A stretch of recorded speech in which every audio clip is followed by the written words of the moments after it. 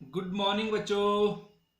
बेटा आज जो हमारा नेक्स्ट टॉपिक है वो है magnetic field due to a straight wire carrying current. हमारा जो पिछला टॉपिक था बेटा वो था वाइट सेवरेट्स लॉ। तो उसी लॉ का यूज करके बेटा हमने मैग्नेटिक फील्ड इंडक्शन निकालनी है at any point due to a straight wire carrying current. Clear? तो हमने बेटा ये वायर कंसीडर कर ली। ये एक्स वाई वायर है बेटा, स्ट्रेट वायर है, और मान लो इसमें से करंट आई फ्लो कर रहा है और कहां से एक्स टू वाई फ्लो कर रहा है। क्लियर? अब बेटा मान लो हमने एक पॉइंट मान लिया P which is at a perpendicular distance A from the wire such that PC is equal to कितना आएगा बेटा A। ठीक है, क्लियर लिखा है। हमने मान लिया let us consider straight conductor XY in which current I is flowing from X to Y। Let us consider a point P। कौन सा पॉइंट? जहां पे मतलब हमने मैग्नेटिक फील्ड इंडक्शन निकालनी है। Late us consider point P which is at a perpendicular distance from the wire A। सच मतलब PC कितना इस point PC is equal to A। तो clearly PC is equal to A। Clear? और बेटा हमने मान लिया जो वायर है इट इज मेड अप, क्योंकि जो वाइट सेवरेट्स लॉ है वो हमने किसके लिए निकाला? स्मॉल करंट एलिमेंट के लिए। तो हमने सपोज के लिए this wire be made up of large number of small current element, small element D है। ठीक है, और जब इसमें आई करंट फ्लो करते हैं उसमें जो एलिमेंट बनते हैं वो करंट एलिमेंट बनता है बेटा, आई डी है। ठीक है, तो let this wire be made up of large number of elements। let us consider one such current element ideal at point O। O पे हमने ये ideal element consider कर लिया बेटा, और O से P पॉइंट की दूरी मान ली बेटा R vector. OP is equal to R। Vector form में लिखना है तो OP is equal to R vector, अगर मैग्नीट्यूड मिलेगा OP is equal to R। ठीक है, let R vector be the position vector of point P from O। ठीक है, एंड जो आईडीएल और आर वेक्टर इधर को बेटा इन दोनों के बीच में एंगल कितना मान लिया? ये theta, and theta be the angle between IDL and R vector. Clear? And OPR. अब बेटा और ये जो लेट सीओ, और ये जो एलिमेंट है ये सी से कितनी दूर है? एल लेंथ दूर है। लेट सीओ कितना मान लिया बेटा? एल। क्लियर हो गया? ये आपने सब कुछ कंसीडर करना है बेटा, मैंने लिखा नहीं, आपने अपने आप लिखना है। अब बेटा अकॉर्डिंग टू, अब हमने एलिमेंट ले लिया, अब इस एलिमेंट के कारण इस पॉइंट के ऊपर मैग्नेटिक फील्ड कितनी होगी? ठीक है, तो according to Biot Savart's law the magnetic field inductions, जो स्मॉल एलिमेंट तो dB होगी at point P। Small magnetic field inductions, ये सिंपली मैग्नेटिक फील्ड बोले तो मैग्नेटिक फील्ड इंडक्शन ही होगी बेटा, वो मतलब magnetic field intensity at that point P due to small current element is given by कितनी आती है बेटा? हमने कल कर चुके हैं। dB is equal to mu naught upon 4 pi I dl cross r vector upon r square. ये वेक्टर फॉर्म में है, और in magnitude dB is equal to mu naught upon 4 pi I dl sin theta upon r square. ये हमने पता है बेटा, इसको 1 मान लो बेटा। क्लियर? अब इसमें ध्यान रखना बेटा, अब जो हमने इस डायग्राम से क्या कैलकुलेट करना है, हमने टोटल मैग्नेटिक फील्ड निकालनी है इस पूरी वायर के कारण। तो सबसे पहले यहां पर देखो इस डायग्राम से एक तो हमने पहले dl लेंथ निकालनी है, कितनी आएगी? dl की वैल्यू निकालनी है, sin थीटा की वैल्यू निकालनी है, और r की वैल्यू निकालनी है। फिर वो वैल्यू बेटा इसमें पूरी इक्वेशन 1 में पुट करनी है। समझ के क्या क्या निकालना है अपने दिमाग में रखना है कि हमने डायग्राम से एक तो साइन थीटा की वैल्यू निकालनी है, डीएल चेंज जो डीएल है स्मॉल लेंथ है इसकी वैल्यू निकालनी है, और आर की वैल्यू निकालनी है, फिर वो वैल्यू इसमें पुट करनी है। ठीक है, अब बेटा फ्रॉम राइट एंगल ट्राइंगल, और इस एंगल को कितना मान लो बेटा? ये तो थीटा है, इस एंगल को कितना मान लिया? जो इसको फाई मान लो। कितना मान लिया हमने? इसको फाई। तो फ्रॉम ट्राइंगल, ये भी कौन सी देखो बेटा, ये परपेंडिकुलर डिस्टेंस, तो ये कितना डिग्री का? 90 degree. From right angle triangle POC या सीओपी। ठीक है, in right angle triangle POC, देखो बेटा यहां पर हमें पता ट्राइंगल के तीनों कोणों के योग कितना होता है बेटा? 180। एक तो ऑलरेडी 90 है बेटा, तो इन दोनों का सम कितना होगा बेटा? 180। Theta plus phi is equal to 90 degree. तो in triangle POC right angle triangle theta plus phi is equal to 90 degree. तो थीटा कितना जाएगा बेटा? यहां से फाई उधर जाएगा, 90 माइनस फाई। अब बेटा ध्यान दो, sine of theta, sine theta is equal to theta की वैल्यू पुट करो बेटा यहाँ पर। थीटा हमारे पास 90 माइनस फाई है, तो यहाँ भर दे बेटा थीटा की जगह। साइन थीटा थीटा की जगह हमने क्या 90 माइनस फाई, और साइन 90 माइनस फाई हमने पढ़े हुए ये क्या है बेटा? ये sine 90 minus phi, sine 90 minus theta cos theta, मतलब sine 90 minus phi cos of phi. Clear हो गया बेटा? तो साइन थीटा की वैल्यू कितनी आएगी? Cos phi. इसको कितनी इक्वेशन नंबर मान लिया? 2।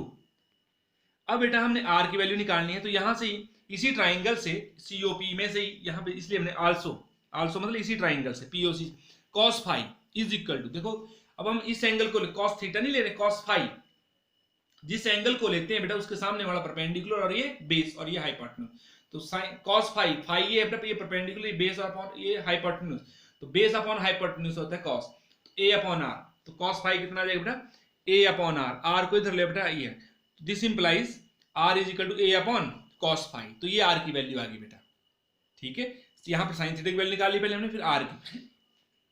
अब बेटा ए अपॉन कॉस फाई को ऐसे रखना है, ऐसे भी रख सकते हैं, नहीं तो एक बटे कॉस का उल्टा क्या होता है सीकेंड फाई, तो मतलब इसको कैसे लिखते हैं हम, ए सीकेंड फाई, मतलब 1 अपॉन कॉस फाई को क्या होता है ए सीकेंड फाई, तो ये आ जाएगा ए सीकेंड फाई। इस इक्वेशन को कितना मान लिया बेटा हम 3, मतलब आर को हम ये भी लिख सकते हैं ये भी लिख सकते हैं, ठीक है। R is equal to a secant phi, इसको इक्वेशन नंबर कितना मान लिया बेटा 3।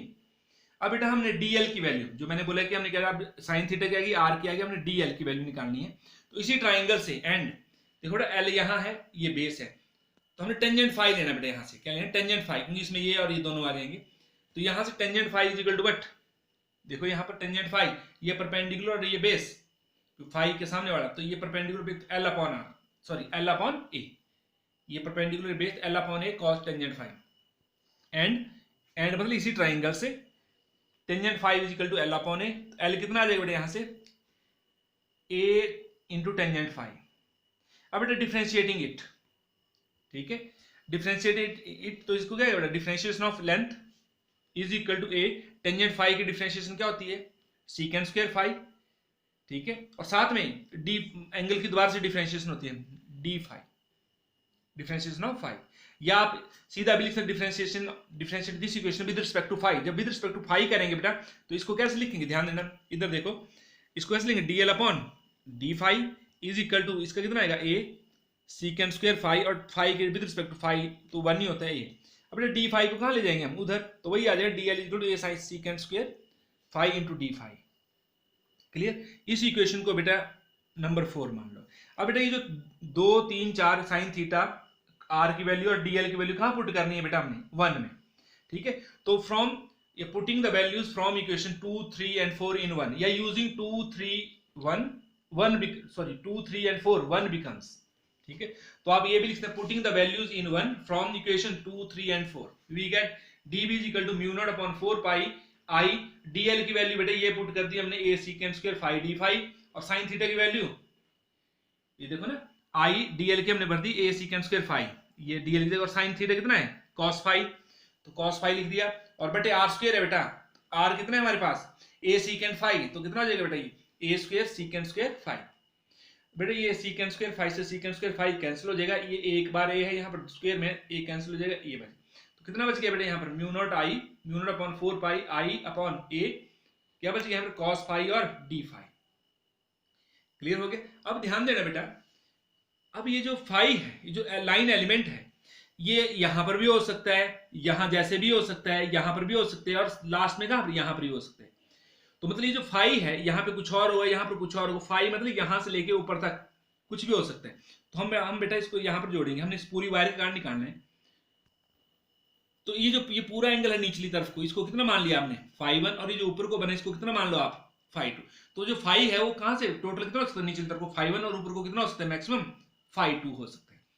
तो बेटा अगर हम नीचे वाले को नेगेटिव मानते हैं तो ऊपर वाले को क्या मानेंगे पॉजिटिव, अगर ऊपर वाले को नेगेटिव तो नीचे वाले को पॉजिटिव, तो हमने इसको -φ1 मान लेना, ऊपर को +φ2, तो इसी इन्हीं दो φ1 और φ2 के बीच में पूरी लेंथ आ जाएगी बेटा वायर की, ठीक है। तो और पूरे मतलब एलिमेंट यहाँ वाला होगा तो एंगल φ1 होगा, फिर इस तरफ घटता जाएगा यहाँ पर, तो टोटल हमने इनको समेशन करना है, तो मतलब इंटीग्रेट करना है इसमें। तो total magnitude at point P due to whole wire can be obtained by integrating within limit, कौन सी लिमिट -φ1 टू φ2, क्योंकि ये जो फाई है बेटा ये कहाँ, ये पूरा एंगल कितना बन सकता है, इधर को ये φ1 और ऊपर को φ2, क्लियर। तो -φ1 टू मतलब एक नीचे वाला ऐसे करेंगे तो ये नेगेटिव, तो ऊपर वाला क्या होगा बेटा पॉजिटिव, ऐसे। तो net magnitude B is equal to, इसी को इंटीग्रेट करेंगे बेटा mu naught I upon 4 pi, कहां से कहां इंटीग्रेट करेंगे -φ1 to φ2 cos phi D phi, बेटा cos फाई की इंटीग्रेशन क्या होती है sin फाई, म्यू नॉट ये तो बाहर ही आ जाएगा, mu naught I upon 4 pi ये sin फाई, और कहां लोअर मतलब -φ1 टू φ2, बेटा आपको पता है upper limit minus lower limit, mu naught I upon 4 pi ये sin of φ2 minus sin of -φ1, बेटा sin of minus theta minus sin theta होता है बेटा, हमें पता है ना, देखना साइन ऑफ माइनस थीटा क्या होता है, माइनस साइन ऑफ थीटा होता है।